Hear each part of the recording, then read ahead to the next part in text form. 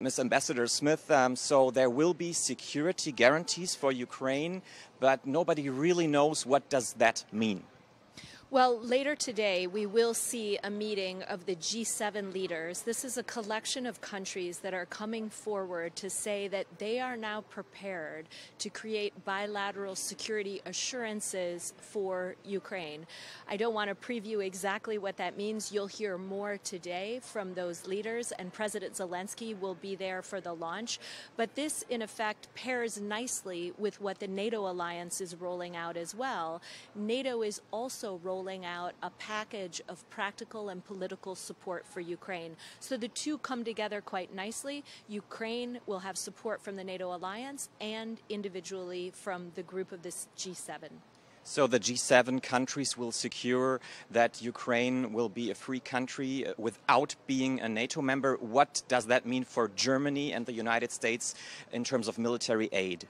Well, both of those countries are going to come forward and state that they are prepared to provide long-term assistance to Ukraine. All of us are helping Ukraine in this moment.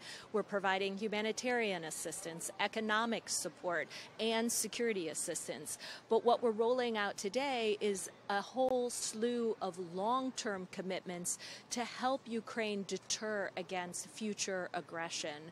But for the NATO alliance, we are also saying that while we support you today, we're going to help you with things like your long-term military modernization. We will help you meet NATO standards, and we will keep working with you on interoperability.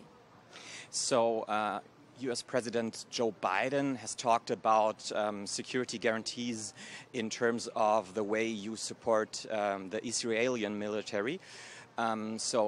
Is that possible that you will support something for Ukraine like the Iron Dome or like military directly transfers from the American budget? Well, I don't want to get ahead of any bilateral announcements that the United States will be making. There are different ways to look at this and different models you could turn to. We really prefer to use the word assurances. This is a long-term assistance package that we will provide to Ukraine. And in terms of going forward, what's happening today is just a commitment by a group of allies to develop those bilateral commitments, and then afterwards the actual bilateral commitments will follow. So it will take some time to know exactly what these security guarantees will be, I hear from your words. Let's have a look to Russia. The Kremlin has spoken about this NATO summit and has said that it will have dangerous consequences if we go further in including Ukraine into NATO. Does that impress you at all? The real danger is what Russia is doing inside Ukraine. Over 500 days ago, Russia went in and started an unprovoked attack on Ukrainian territory.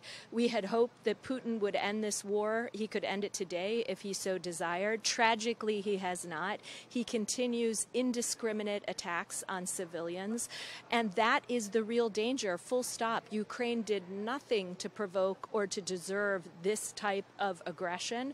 And what's so remarkable about what's happening here in Vilnius, which is not that far from where the war is happening, is that so many leaders, not just the NATO allies, we have our Indo-Pacific partners here, other countries around the world, joining us here to send one signal back to Moscow. You can't outlast us. We continue to stand with Ukraine, and we aren't going anywhere. Thank you so much for your time, Ambassador Smith. Thank you.